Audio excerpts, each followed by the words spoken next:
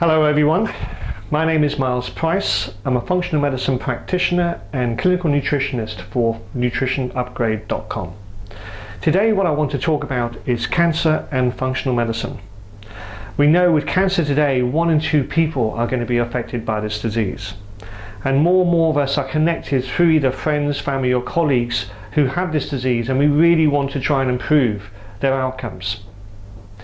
Functional medicine is an interesting approach to helping patients today because what it actually focuses on is why the person has got the disease in the first place.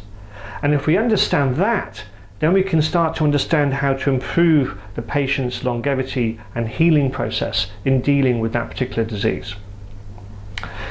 So, 70% of cancer patients today are not happy with the conventional treatments they're receiving from their oncologists. This can be for a variety of reasons.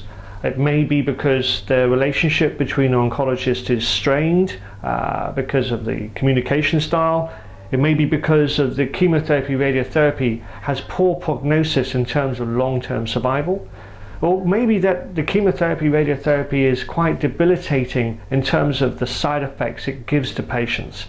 And we are very aware of those side effects as we see them with patients losing hair, becoming nauseous, or whatever reasons are similar.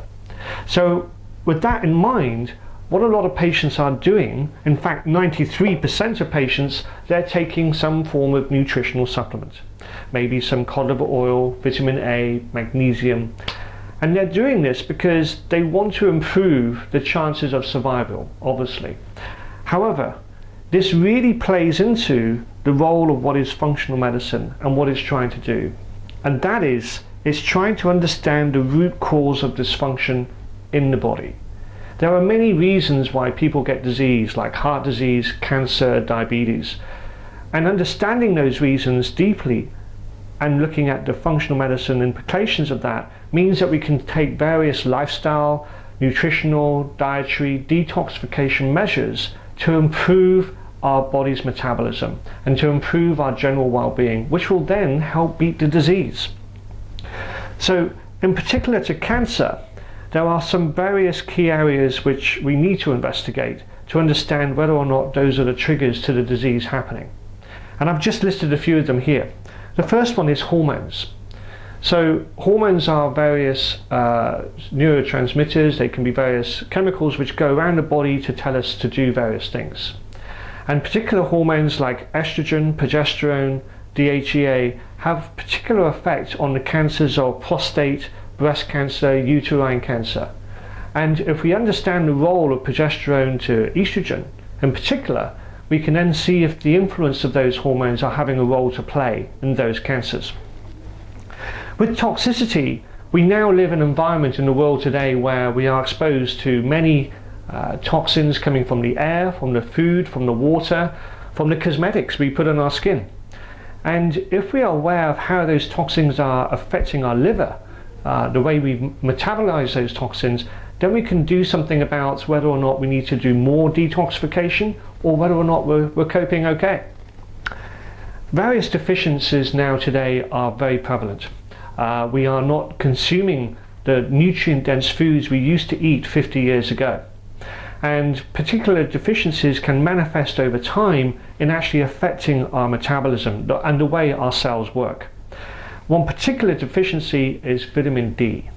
We are spending most of our time indoors, so we're not exposed to the sun like we used to be. So vitamin D production in our skin has gone right down. This has a knock-on effect on our immune system, and our immune system is essential for us to beat cancer and to keep cancer at bay. And finally, pathogens. Pathogens are viruses, bacteria, funguses, and we are exposed to various microorganisms all through the day, all our lives. We have 1 to 2 kilos of bacteria living in our gut. Sometimes the bacteria is good, sometimes the bacteria is bad. When it gets bad, these bacteria can create toxins, they can weaken our immune system, they can cause general dysfunction in our body, which we may not be aware of. So understanding the greater areas and principalities of these deficiencies and toxicities and hormone imbalances can have a greater implication of us understanding our metabolism and also beating cancer. And what I'll talk about in my next video is how, in greater detail, we can investigate each of these areas and then make the correct decisions we need to take to help us beat cancer. So this has been Miles Price of the Nutrition Upgrade, and I look forward to seeing you next time. Bye-bye.